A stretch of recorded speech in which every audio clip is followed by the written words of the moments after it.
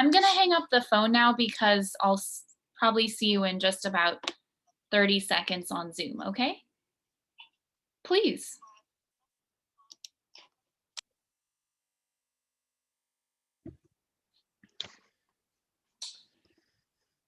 Hi, my name is Charles Fischer, and I'd like to welcome you to the 2021 Holocaust Speakers Forum, brought to you by the Everett Community College Humanities Alliance and the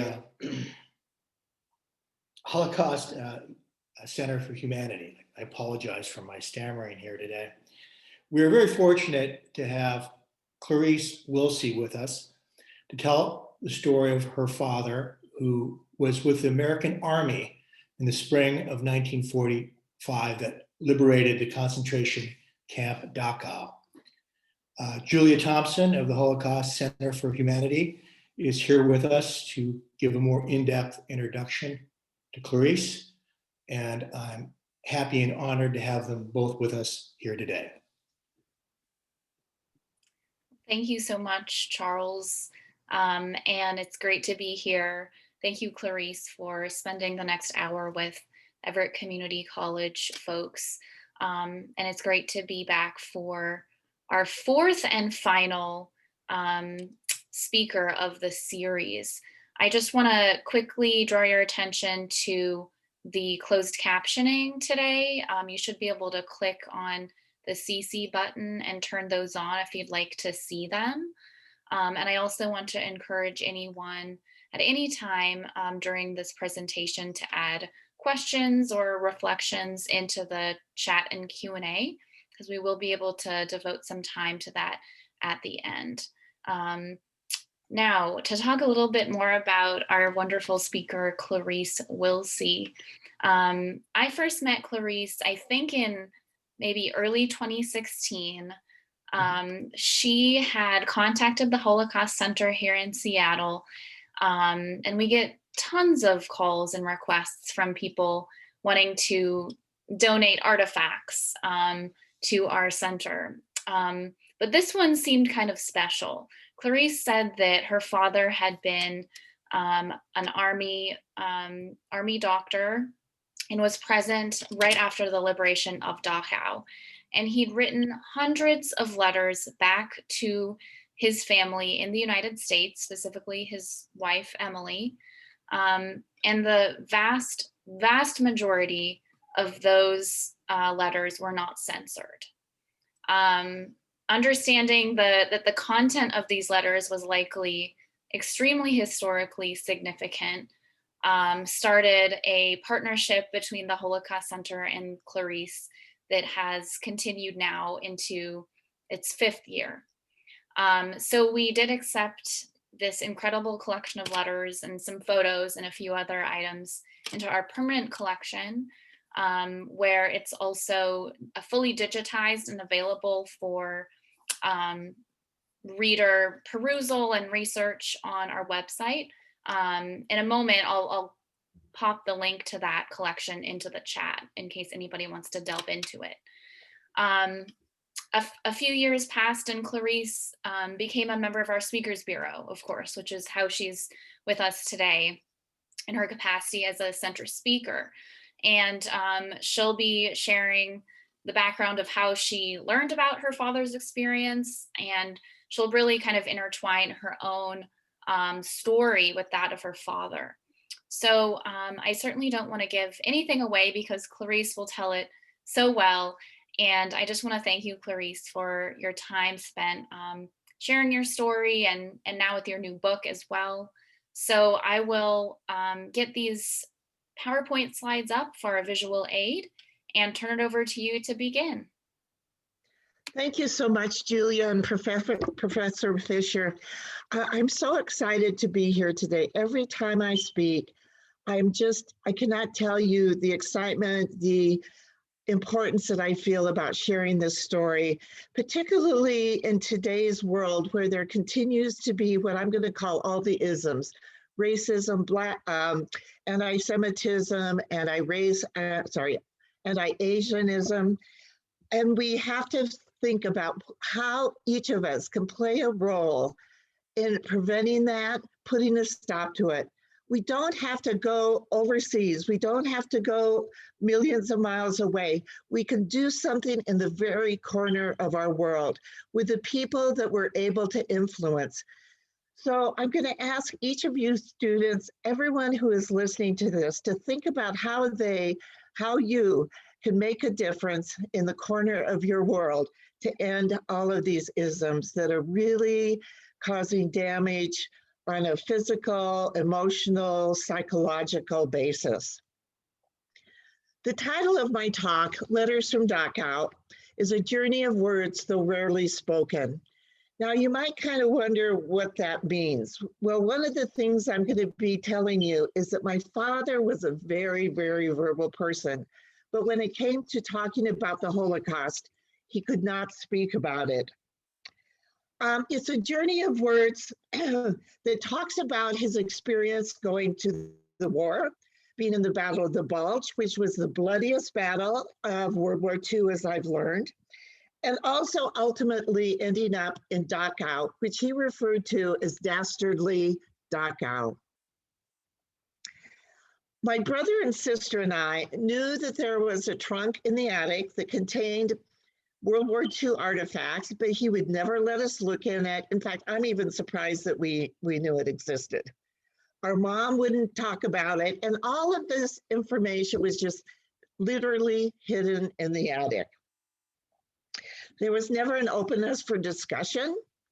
If something came up about the Holocaust or World War II and we'd ask our dad or even our mom a question, nothing, rarely would a word be said.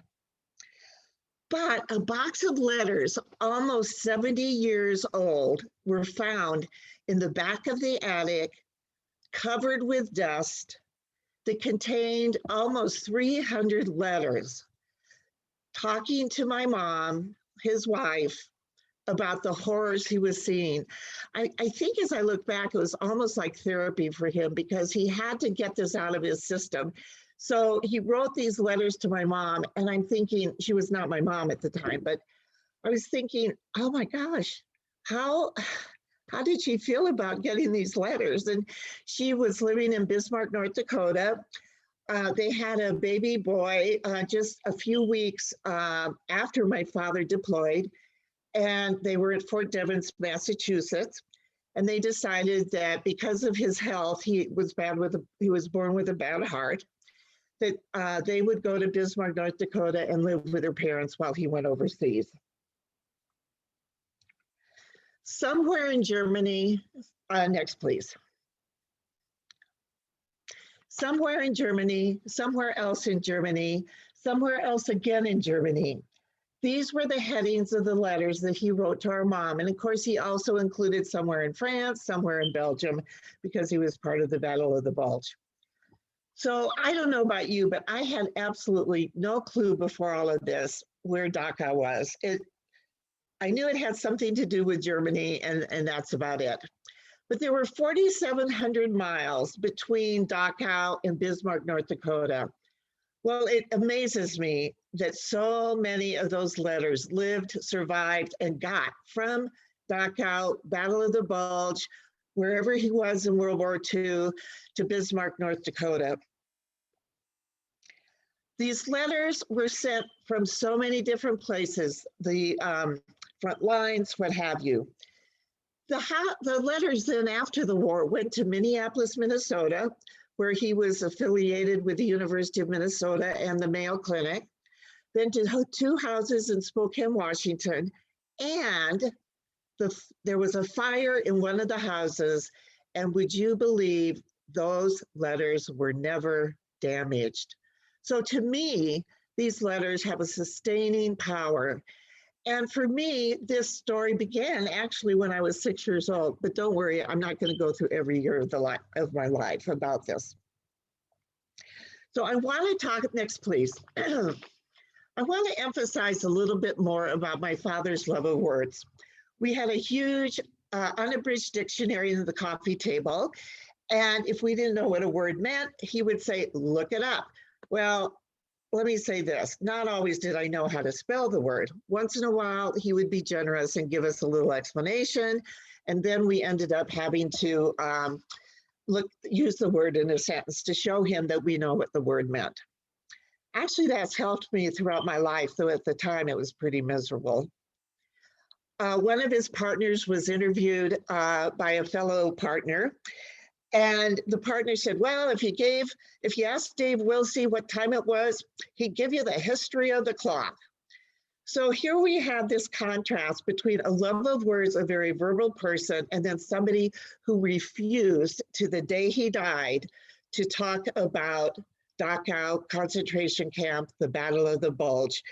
And now I just wish that I had so many, I now have so many questions, but he died in 1996, which is what, 24, almost 25 years ago. Next, please.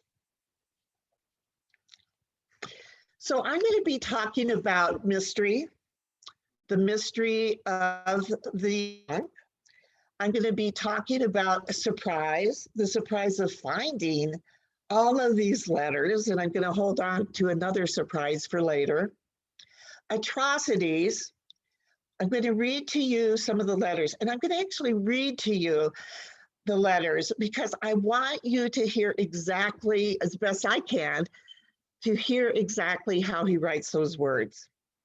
And then there's hope. And I'm going to be talking about hope because if we don't have hope, I don't know about you, but I have to have some hope. And I feel like this journey that I'm on right now for Holocaust education and Holocaust awareness has to be hopeful for me because otherwise I couldn't do it. I'd be too discouraged and too depressed. So I want to read you a little bit about my dad. And one thing I want to tell you is that the only time he would talk about it was if on the news somebody said the Holocaust didn't exist, and he would go ballistic. He would yell and scream at the TV, I was there, I know it happened. And then he would let off a string of expletives. Now, I'm not going to tell you what those expletives were, partly because when I was a kid, I didn't really know what they meant. So he would, and then of course we'd ask a question and he would just, deny it, give us a dirty look, say it's none of our business. We don't need to know about this. He was very protective of that information. He was very descriptive in his words, and that's probably partly why I want to read them to you. So let me just give you one example of his descriptive words. Now, my mother was a physical therapist with President Roosevelt in Warm Springs, Georgia, and they called that the Little White House when he was president. And she was not his actual physical therapist because he had his own private one, but she was one of the physical therapists there to work with all the patients that were there. So she had the amazing opportunity of driving his hand-controlled car, being there when he invented the when the walkie-talkie was tested. In fact, her boyfriend at the time was the guy who invented it, not my father.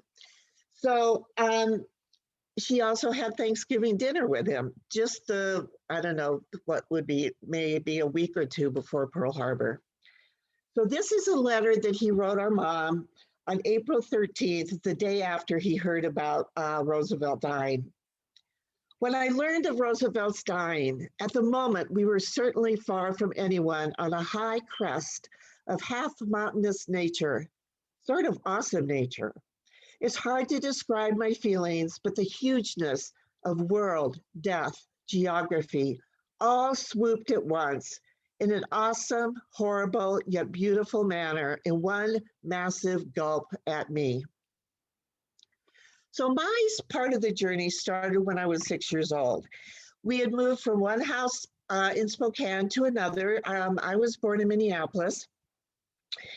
And in the second house, I was helping there were boxes in the dining room. And well, I probably was told to help. But anyway, I was opening up boxes.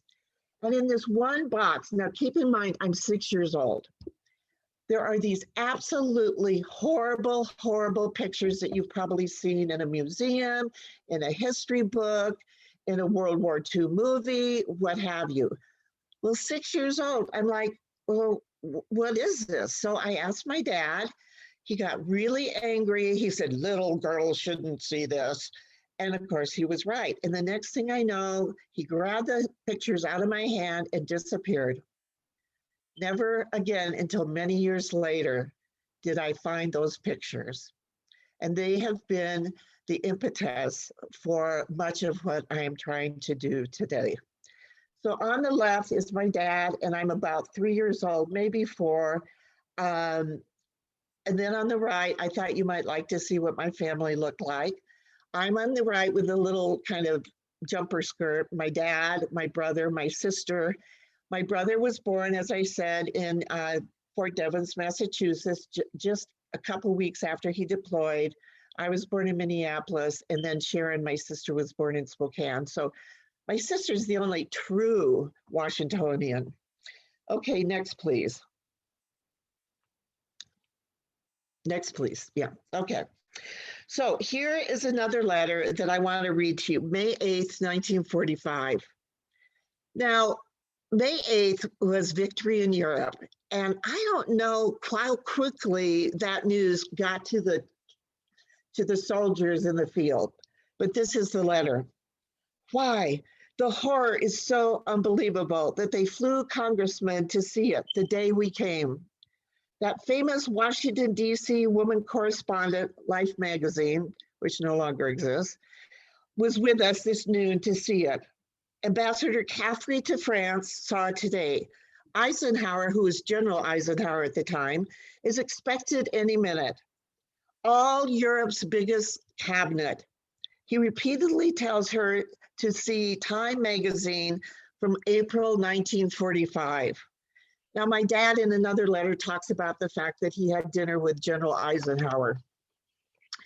So we're going to move forward to 2006.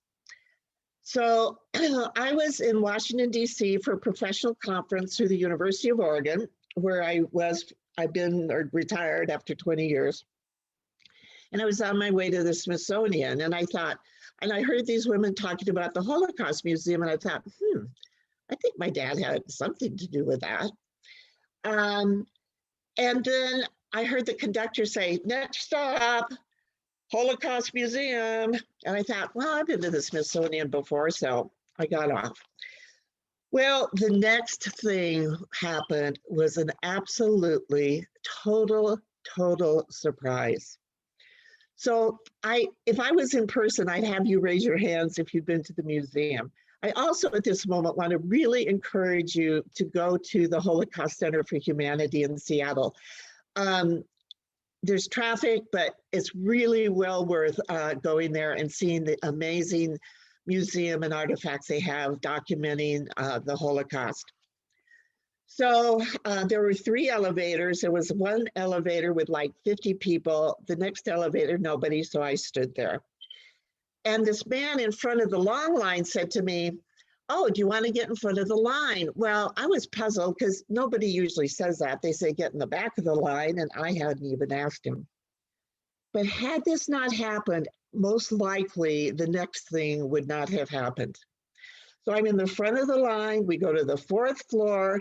The elevator doors open up, and on the other side of the wall from the elevator is a film with my father walking past 2 former prisoners in their striped uniforms that you've probably seen. Well, I cannot even put into words, even though it was 2006, I still cannot put into the words the emotion that I had. Yes, it's my dad. No, it's not. Yes, it is. No, it's not. Yes, it is. No, it's not. I was shaking. My hands were shaking. My knees were shaking. My heart was pounding. I watched it about 15 times, and then I thought, well, I better go. It's almost 5 o'clock. And I thought, well, no, wait a minute. Because it was like a 5-minute film, I felt like I needed to go back and find exactly where he came in. So I did that. I went down to the ticket counter and I said, do you think somebody would like to know my father's in one of the films up there? I'm 95% sure it was he, but because I wasn't alive at the time, but I'm pretty sure it was he. And the guy said, oh yeah, the public relations person would really want to know this. So he said, but she's probably gone home now. So the next day he had me call her and I told her, especially my visceral reaction. And she said, you know, you had such a visceral reaction. I'm sure that your soul knew that it was your father. And then, of course, I was telling anybody in the world who would listen. The next time I'd go to Spokane, I would tell neighbors, friends, anybody who would listen. I was just constantly, I was just over the moon about it, as they say in England. But interestingly enough, guess what my mother said? Nothing. All she said was, oh, that's interesting. Her friends would say, well, Emily, because she'd hear this all the time. I was telling people in Spokane, they'd say, Emily, so what do you think about this? She said, oh, that's interesting. Never, ever, ever did I hear anything more from her about interesting than interesting. And I've done a lot of thinking about that. And I think, you know, she had this very ill little boy. She had a husband who was writing these letters in a perilous war. No wonder she didn't want to think about it or talk about it or whatever. But what's interesting is she kept those letters in pristine chronological position. Okay, now mind you, we still don't know there's letters. In 2006, we don't know that there's the letters. So let's move fast forward to 2009, and our mother died, and my brother and sister and I were in the process of selling. Well, we had sold the home at this point, and then we had been clearing out the house of 56 years. The whole time I'm looking for these pictures. I never said anything to my brother or sister.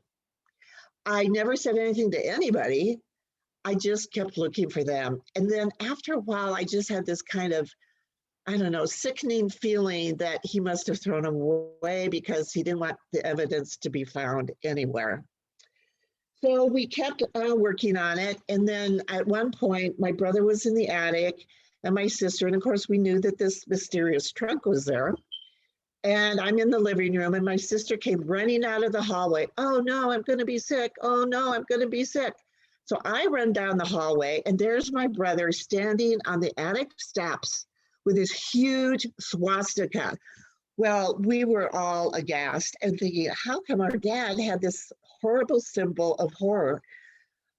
Well, after talking to several museums, I learned that a lot of the soldiers took flags home, partly to document the fact that they vanquished the horrible, horrible, horrible Hitler and his henchmen. So they had opened the mysterious trunk.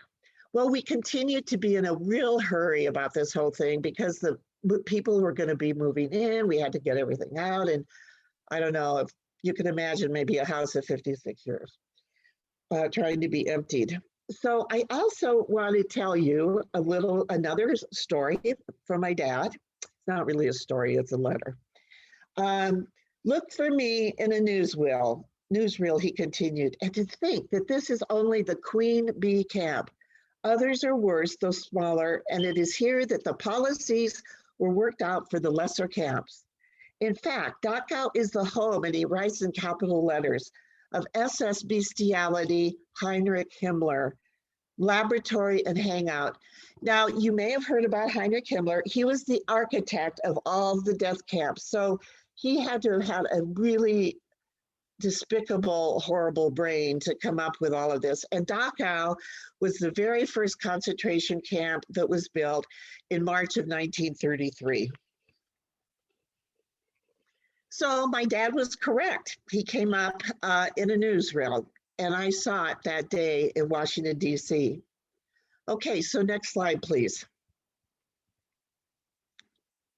Okay, on the left are the letters. They were in pristine chronological condition, but after I went through and other people went through them, they aren't quite so neat and orderly. So we're in a hurry. There's all these boxes. There was this box there were boxes in the trunk, and then there was a box that was covered with dirt in the back of the attic by the chimney. And we were just randomly throwing boxes into cars and vans because there was no time to really look at it. So keep in mind, I randomly got these particular boxes.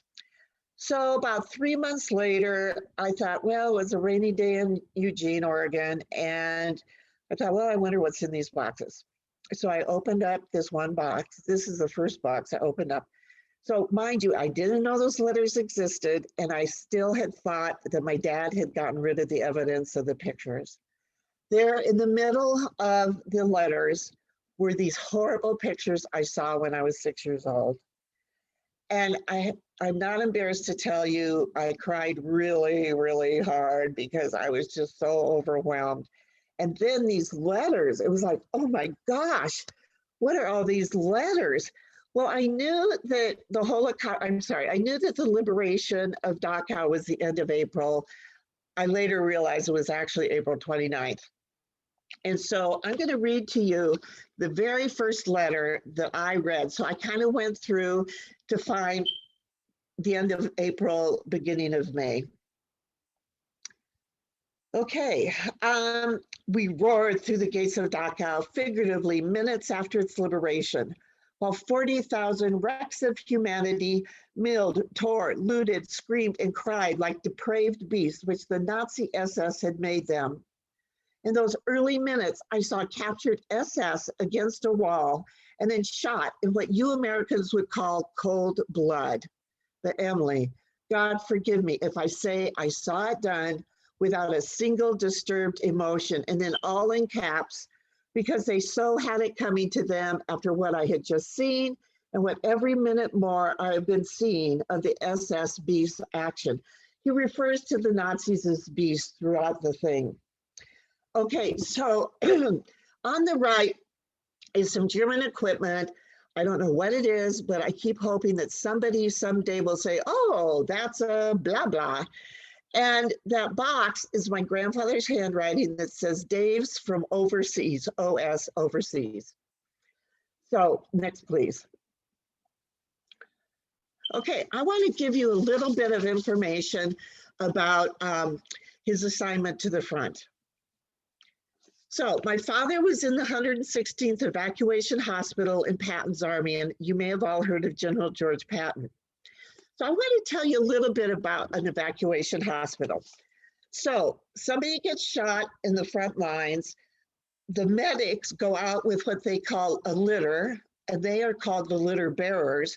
So the litter is like a cot without legs. So they put the person in the litter. They carry them to the medic station, the first aid station. They take their vital signs, they write down their name, their dog tag, a brief description of what their injury is, and then they give them, in probably most cases, a shot of morphine, because if they've been shot, they probably are in a tremendous amount of pain. Then they go to the field hospital, which is a few, I don't know, maybe a mile or so further back, to be a little bit safe from the front lines, but is still considered the combat zone. The field hospital takes care of anything that doesn't need surgery. Then a ways back from that, still in the combat zone, is the evacuation hospital. Now, this hospital is literally a tent with operating tables, what have you. And that's where my father was to give surgery. Now, he was an anesthetist. He later became an anesthesiologist because he passed the boards. But he oftentimes was also called on to actually do surgery. So he was in the front lines from September of 44 to April of 45. And then on April 29th, my father and 27 other physicians went into Dachau just at liberation. So can you imagine 27 doctors with 40, 50, some thousand people screaming, yelling, carrying, it was just, and covered with typhus, typhoid, and tuberculosis. Next, please. Okay, back to where was Dachau. So Dachau is in the southern part of Germany, about 30 miles from Munich. I'm guessing many of you may have heard of that. And it was very near the Austrian border. Next, please. So my father writes about the crying, yelling, hugging excitement when they burst through the concentration camp when the survivors saw the soldiers. They started yelling, Americans, Americans, Americans. Incredible joy for those who were still able to stand. He describes how survivors covered with filth and would hug him, and he would hug back. This would not have been typical for my father because my father was not, he was a hygienic man. I mean, when you think about it, you want an anesthesiologist, a surgeon to be very hygienic, but he would hug back according to the letters, which amazed me because I'm going to tell you a funny story about my father to add a little light to this. So at dinner time, you've probably all seen in some medical show, they scrub for surgery. Well, that is what my father would do before dinner every night. And my brother and sister and I, we'd roll our eyes and go, okay, come on, Dad. But he had to scrub for dinner because he didn't want any kind of germs happening. Okay, so I figured that the reason he did that without worrying about lice and what have you, TB and typhus, was that he was so overwhelmed, and he was a compassionate man that he just had to hug him. Okay, so could you go back one slide, please? Okay, I'm sorry, go get forward. Okay, so I want to talk a little bit about Dachau. So the number of prisoners who were there were incarcerated there between 1933 and 1945. And as best we can tell, it was over 188,000. Many of them initially were political prisoners. The number of prisoners who died in the main camp between 33 and 45 was at least 31,000. There's a variety of numbers, and as you can imagine, the counting wasn't always probably as accurate as it could have been. But I do believe, and in talking to my friends at the Holocaust Museum in Seattle, we suspect that there were actually many more people who were there and who were killed, and it will never be known. So this door is really ominous. This was the entrance to Dachau. The German, and I'm hoping I don't slaughter it, is Arbeit macht frei, which is work will set you free. Well, that was a joke. So next, please. It wasn't even a joke, it was a total lie. Okay, so Dastardly Dachau, and I doubt that you can see this, but you see the letter with the red circle, it says Dastardly Dachau, and he would write things like a big capital D and then one of those brackets, and they'd say dastardly, dismal, den, dirty, what have you. So in 1945, thousands of prisoners were moved to Dachau from other concentration camps, particularly in the east, meaning towards Russia or from Russia. By the time the camp was liberated in 1945, there were well over 60,000 remaining. When my father reached Dachau for 8 days, the letters stopped. So what a hard thing for my mom to get these letters on a regular basis and then not get anything. So let me tell you just real quick, my father had a cut finger. So today, if we cut our finger, we'd either ignore it, we might put some Neosporin on it, we might put a bandage on it, but we would go about our daily business. Well, back then, just an even slight cut in your finger could be the entryway for TB, typhus, tuberculosis. So for those 8 days, she never heard anything. And I just can only imagine how worried she was. And I think at that point, she did know he was at Dachau, and she had seen many, many things related to that. So go ahead, next, please. Okay, these are some examples of my father's letters, how they actually looked, his handwriting. At the top, it says Dachau concentration camp. And then I'm going to read to you this portions of this letter. Emily, we are sweating, stinking, existing in the hell on earth Dachau. Let every word of January or December Reader's Digest bore through the middle of your guts and multiply 100-fold. The atrocity reports are true and more. For over 8 days, I've seen, lived, smelled, existed it as one of 27 doctors to try to correct that medical horror component of the hell on earth. Bodies starved to 50 pounds, men piled like rotting cordwood, huge gas chambers built like shower rooms as a ruse, hangman's scaffolds, cremating ovens for dead, dying, or still conscious, skin and bone wrecks of humanity, stepping high as you walk to work over the dead bodies in the streets. Stormtroopers, riot prisoners, man-eating Doberman pinchers, all dying, all rotting. Well, you can imagine that millions of words have been written about the Holocaust. Let me read you another one. May 13th, 1945. I flood you with latrine rumors just because we get flooded with latrine rumors. I believe the rumor will materialize that they burned Dachau to the ground. It's funny, but we all sort of hopefully wait with fiendish glee for that moment to see this dastardly place just roaring in flames. Maybe we're sort of like Nero, huh? However, besides performing an ignominious and justified end, it would consume the typhus with it. To give you an idea, it would be like burning downtown Bismarck, yet residential Bismarck, SS barracks, officers' quarters, left to live with us.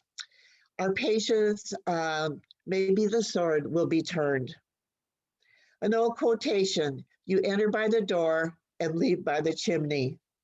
Instead of that, we hope that hundreds of thousands of people will be gone, gone, gone. Okay, there's another letter. We had an opportunity to go home. He had an opportunity to go home. He writes, dearest, don't be mad at me, but I had an opportunity to go home. But there were too many people laying in hallways in need of anesthesia for the surgeries they were going to get. His belief in God and the Hippocratic Oath wouldn't let him leave. He risked his life to stay. And I wonder how many people lived because of him and his medical team. Children or survivors, children, their children, grandchildren, and now maybe great-grandchildren. And then, next, please. Okay, here's an example of surgery, and he's on the left, and the woman with the arms on the man in front of her, they got married at Dachau, and my dad walked her down the aisle. So can you imagine telling your children and grandchildren that you got married at Dachau? Next, please. Okay, here's the typhus ward, and see the red arrow, that's my dad. All the other people, well, there's a few military people, and you could tell by their uniforms, and then the others are patients. And what they did is they segregated the typhus patients from the typhoid from the tuberculosis. Next, please. Okay, so my father returned home in March of 1946. So he was in the Army until, I don't know, about 6 months after he was at Dachau. He tells my mom in a letter, war changes things. You'll just have to see for yourself. And obviously I didn't know my dad when he was at war, but according to what I've understood, that he was different. He'd lost a lot of his humor. He would get angry when people would talk about the Holocaust not existing. But all that memorabilia artifacts were kept in the trunk for 65 years. Next, please. So I want to show you, he got a Bronze Star for doing 5,000 anesthesias in the Battle of the Bulge in the front lines. And if you can imagine, he stood in the middle of a circle and there were 7 spokes of operating tables, and he would go around and around and around, and he would do 7 anesthesias at a time. The middle is a Red Cross band, which allegedly was supposed to keep them safe from the enemy, but it didn't always happen. And according to Geneva Convention, it should have. The next just made me sick, and that was a pass that said he's a permanent member of the concentration camp. So it took me a little bit of time to go, okay, yeah, he's there. He has to show proof that he's an American soldier and all of that. So that's why it's there. Next, please. Okay, I think we're running out of time. I'm going to skip this one a little bit. Okay, this is just the legacy of the letters and how we found them, and he never would speak in detail. Okay, so when I speak, there are three major questions that I'm always asked. One, have you been to Dachau? Well, no. Have you written a book? No. Have you done a website? No. Well, now I can say, yes, I've been to Dachau. Yes, I've written a book, and I'm 80% through with a website. So in October 11th of 2018, some friends and I entered Dachau. We went through that door that says, Arbeit macht frei, work will set you free. And again, I cannot describe the emotion I had when I realized that I was probably walking in the same footsteps of my father. So these are just 4 pictures, and Dachau is huge. When you look at it, it's basically gray, brownish, white. I mean, it's just dull, totally dull. Well, here is a sculpture that in Yiddish says never again. And that's one of the really strong phrases that many of the museums talk about. Never again, never forget. And this is in 5 languages: Yiddish, French, English, Russian, and German. No, sorry. French, German, English, yeah, and Yiddish. On the right is the exhibition hall that you look out of, and that exhibition hall is where the prisoners would come. They'd be stripped, no clothes, no shoes, no nothing. Their heads would be shaved. They'd be quote unquote processed. And looking out there is a sculpture that is basically a sculpture of emaciated bodies. And you can't really tell, but it's just profound.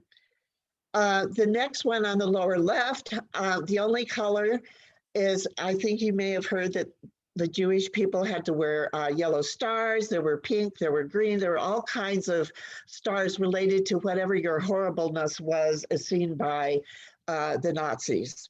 And then on the right, you've probably heard of the unknown soldier in Washington, D.C. Well, this is the unknown Holocaust victim. And I think they must put fresh flowers on there at least every couple of days, because those were definitely fresh flowers. So yes, I ended up going to Dachau. Next, please. And this is my book, Letters from Dachau, A Father's Witness of War, A Daughter's Dream of Peace. So what I've done is I've written a book that has a lot of my dad's letters and a lot of explanation about the war and et cetera. Next, please. So my father in numerous letters would say to my mom, I want you to tell thousands so that millions will know what Dachau is, and never forget the name of Dachau. Well, as I've shown you throughout my talk, he was never able to talk about it. And he could only talk about it if somebody said they denied it. So reading these letters, visiting museums, I really felt and feel a calling to be his voice. So there he is in his dress uniform, and there I am on the left with some of the letters, the Air Cross, Red Cross Band. And I'm called to be his voice. And I want to ask you all, please, when you think about it, how can you help end Holocaust denial if you see it or hear it, or you see it on social media? There is a survey that was nationwide, but they also have the results from Washington State of how many people have never heard of a Holocaust camp. They hadn't even heard of Auschwitz, which is kind of a shock to me. the amount of social media that they've seen, this anti-Semitism, Holocaust denial. I mean, it's shocking. And so much of that hate, bigotry, intolerance has taken us to today. And if you've looked at the news in just even in the last week, a Jewish man was beat up by several people in New York. Asian people have been beat up. So please, if you see something, do something. Take it upon yourself. Again, you don't have to go somewhere distant.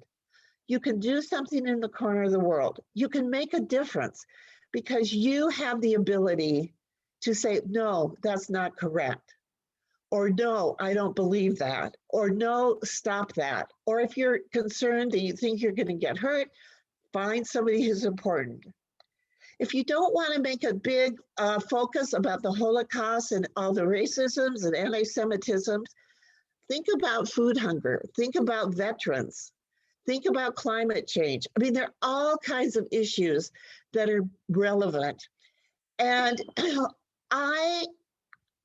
as long as I can, I'm going to speak against the Holocaust and what happened and how it's affected us today. But when I'm in my retirement home playing bingo, I want to know that you are out there taking the leadership role. You are the adults of today and of the future. You are the adults who can make a difference. You are the adults that can end intolerance, bigotry, cruelty, and can make a significant difference. And talk to your Congress people. Talk to Patty Murray. I can't remember the other woman's name. Anyway, Patty Murray and your other senator. Talk to your House of Representatives. Do something, write them. But please do something, even if you think it's really small and nothing, because we need to awaken people. We need to get that domino effect going where one person awakens another person, awakens another person. So thank you so much for listening, and thank you for taking over my call as you move into whatever profession you choose to have. Thank you so much. Thank you, Clarice. So many powerful words of encouragement and inspiration. So I appreciate you. Thank you. Adding those. I think it looks like Karen has raised hand. I think actually it looks like I can unmute Karen if you would like to ask a question. Sure. I think. So let's see if that works.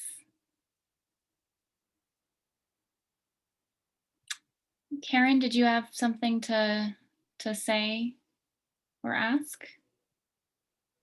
Go ahead and unmute if you like.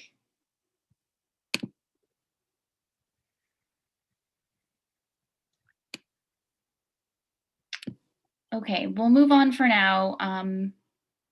Karen, if you have a question, feel free to add it to the chat or the Q&A. But we do have a question that came in from Patrick. This is a really interesting one.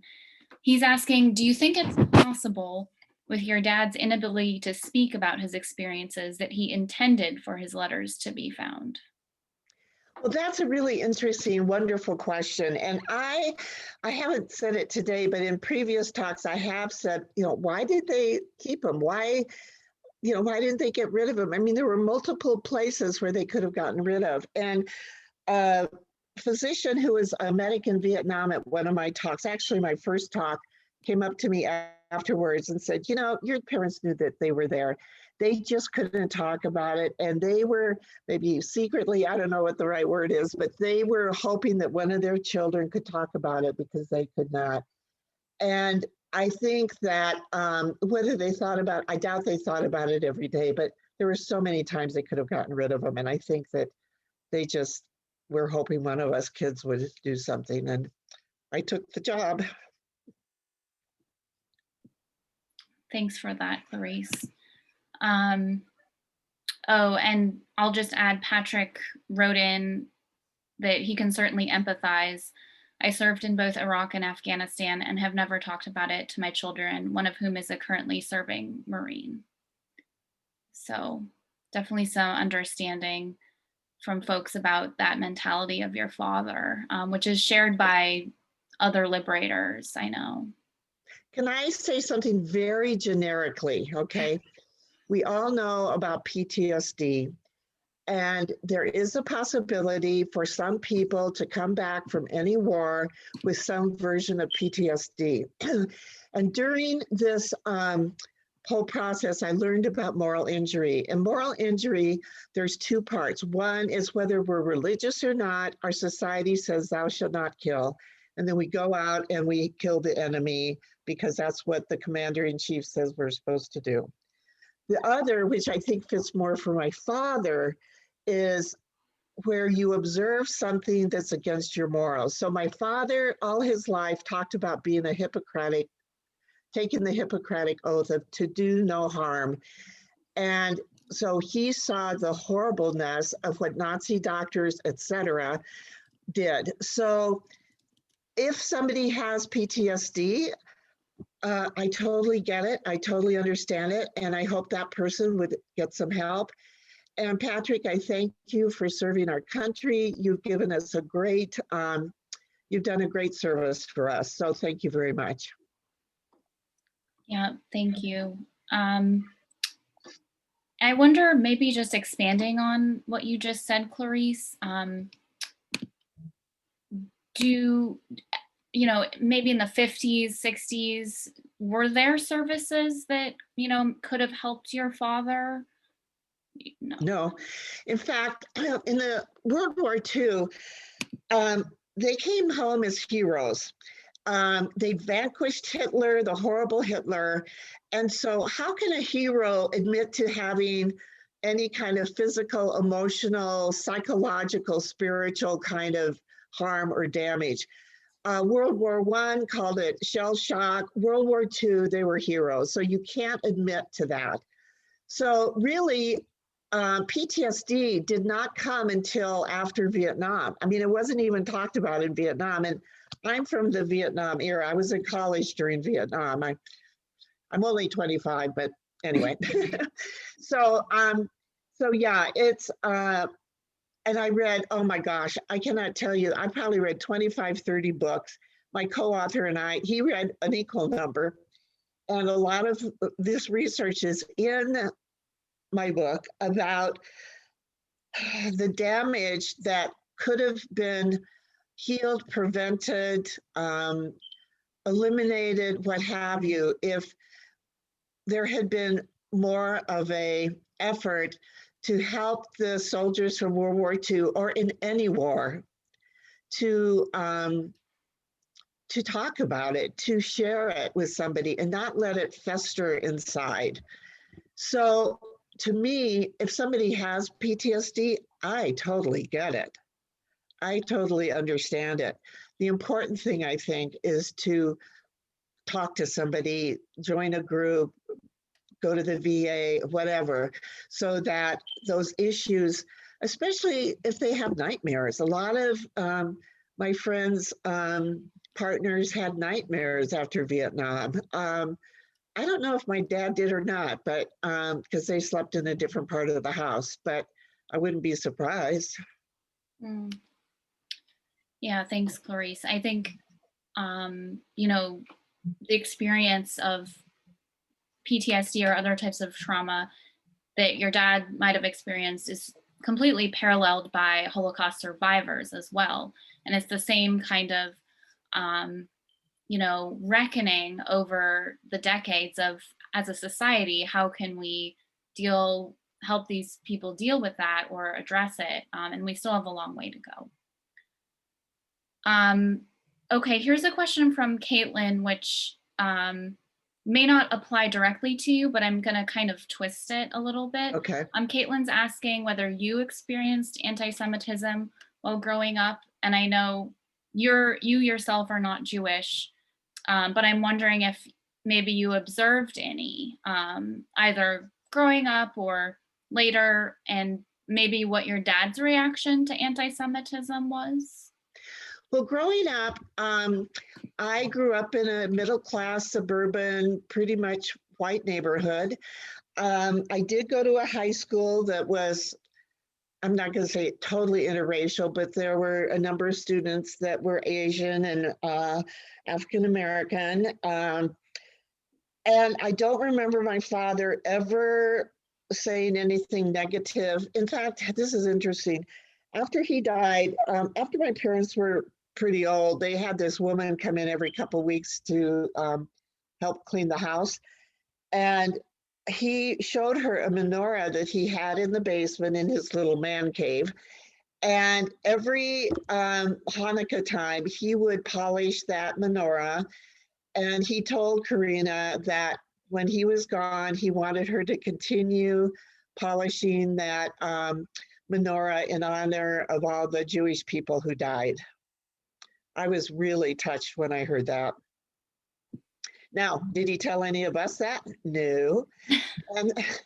And the only time only way I heard about it was after both my mom and dad died. And then Karina was telling us about that. I was like, oh my gosh. Mm-hmm. Yeah, sometimes the nuggets or the stories and the histories are shared with those other folks in someone's life, perhaps not their own family members. Can I say one more thing about not being Jewish? I think those of us who are not Jewish have an obligation to really defend, alter all the kind of situations where there's anti-Semitism, because we, as non-Jewish people, we have not grown up with that kind of discrimination. And as a non-Jewish person, as a white person, I have an obligation to defend, to try and end in my little circle of the world for any of the isms that are out there. Thanks, Clarice. Yeah, I mean, I identify with that strongly as a non-Jewish individual working for the Holocaust Center. So I appreciate you mentioning that. And the subject of anti-Semitism has come up in the previous speaker series events that we've had this spring. And I know I've told attendees before that a really good resource is the Anti-Defamation League for information about anti-Semitism and how to combat it, as well as the Southern Poverty Law Center, which has a database of anti-Semitic and other hate symbols. So you can even recognize these things. Right. You might hear about them or see them. Some of those symbols are subtle. One thing I'd like to encourage, if you haven't been to the Holocaust Center in Seattle, please go. And also, I know that this might be hard to do, but every Tuesday at noon, they have a lunch and learn program. And thanks to the pandemic, I've watched almost every single one for the last year plus, and they are so amazing, heart-rendering, and educational. So I know you might not be able to do that because you're a student, but they're also recorded. Yeah, thanks, Clarice. Yeah, the recordings are indeed on our website and our YouTube channel. I appreciate that plug.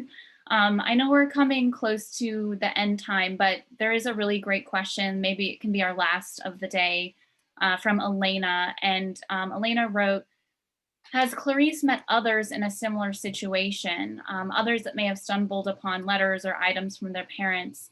And if so, has that connection aided in understanding the impact of that experience?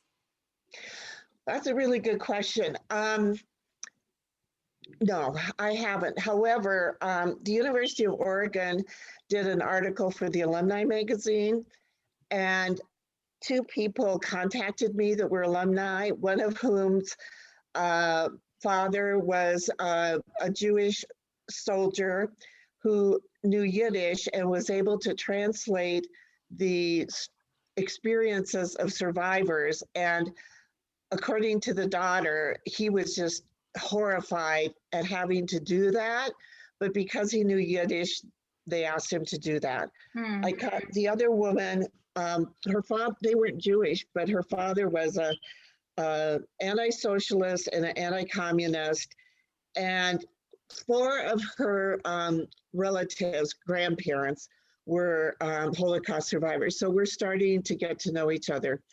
I also have had an opportunity with people like I went to high school with, who've read my book and heard my story, and they've told me some of the stories that they've had, but nobody so far has said, oh, I have all, well, a few people have said they found some letters from their dad, but then they say, but you know what? He didn't say anything. He's, oh, we're playing bridge and we're, chatting or watched a movie, but the letters, I've never heard anybody talk about the graphic letters that my dad wrote. Yeah, they are very special, and like some journalists, scholars, and others, they've contacted you, they've contacted us, have written a bit about, the significance of the collection. So it is very unique. Yeah. And that's part of why I want to spread the word, because this is real life historical documentation proof that the historic, I'll just end with this real quick. I was in a high school, there were like 600 students, and this young woman, I'm probably a junior in high school because that was the majority of the age, and I knew where this was coming from, but she was trying to be tactful. And she said, well, how do you know that those letters are really true and that your dad really wrote those letters? I said, well, first of all, I knew my dad for 50 years. Second of all, I recognize his handwriting. Third of all, there's been many things in my life with him that I know he would never lie, he would never cheat, he would never elaborate on something that wasn't true. So I said, yes, I believe that these letters were written by my father and that they are true documentation of his experience in the Holocaust. Mm-hmm. Well, Clarice, on that note, I think we have to end our program today, but I just thank you so much for sharing this really fascinating and important family story of yours with the Everett Community College folks. And Charles, thank you for working with us and hosting 4 of our speakers this year again on Zoom. And my hope is next year speakers can maybe come back to the college in person. So that's my hope as well. And thank you again, Julia. And special thanks to Clarice for her wonderful presentation today. Thank you. And thank you, everybody, for taking care of the world when I'm in my retirement home. All right. And Charles has our contact info if any students or anybody want to reach out with more questions. So yeah, if you want to send, Professor Fischer can give you my letters from Dachau Gmail account. All right. Have a great rest of the day.